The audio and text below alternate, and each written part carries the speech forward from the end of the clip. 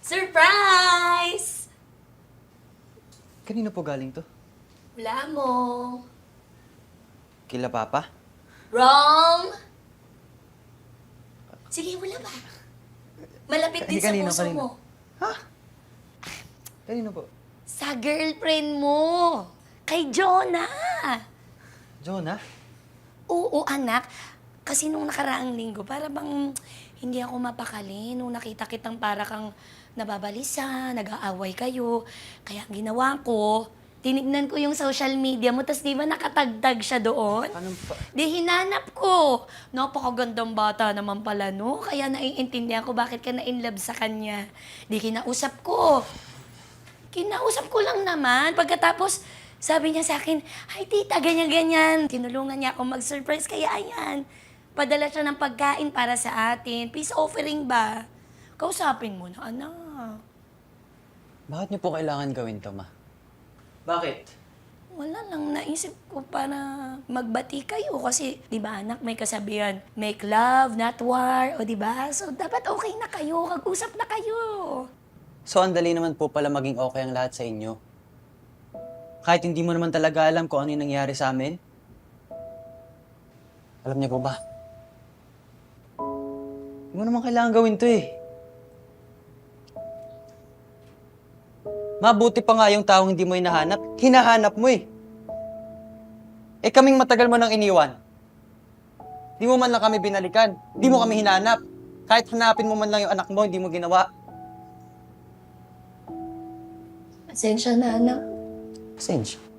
Di na mauulit.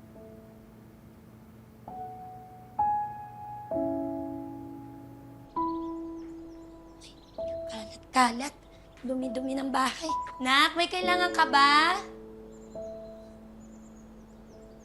Pairam akong gunting. Gunting. Gunting. Saan ba yung gunting? Baka dito. Napin ko ha. Sandali, anak ka. Gunting. Ayun. Ay, wow.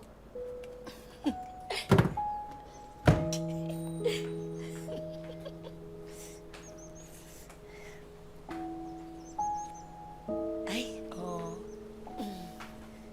Ayan. Oh, ito na yung gunting mo. Thank you.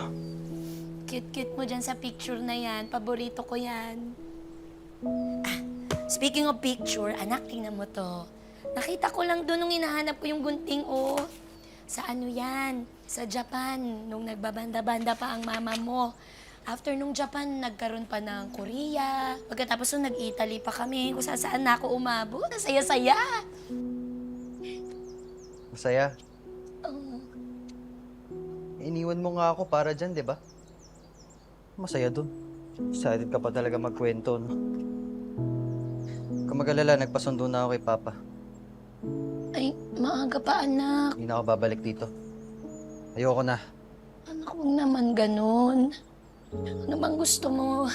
Gagawin ko. Gusto mo lumabas? Kain tayo sa restaurant? Lahat gagawin ko, anak, para makasama pa kita kasi gusto pa kita. Tama na. Okay? Please lang, tama na. Ayoko na eh. Okay na ako eh. Okay na kaming wala ka eh. Ang tagal mong nawala, di ba? Okay na ako, hindi na kita kailangan. Naiintindihan mo ba yun? Naiintindihan mo ba yun? Hindi na kita kailangan. Iwan mo ako eh. Anak, naiintindihan lahat ni Mama. Pasensya ka na, wala ako doon nung lumalaki ka, ha? Alam mo, sa totoo, wala namang araw na hindi kita naiisip eh. Ano magagawa ko? Yan din yung dahilan kung bakit hindi tayo nagkasama, anak. Kasi nakita ko okay na kayo ni Dennis, ni Mama Cam mo. Kaya di na ako nagpakita. Kaya hindi na ako nagkaroon ng lakas ng loob na balikan ka pa. Pero anak, hindi ko gusto yun. Sana balang araw maintindihan mo rin ako. Sarili ko hindi ko mabuhay. Ma. Paano ka pa?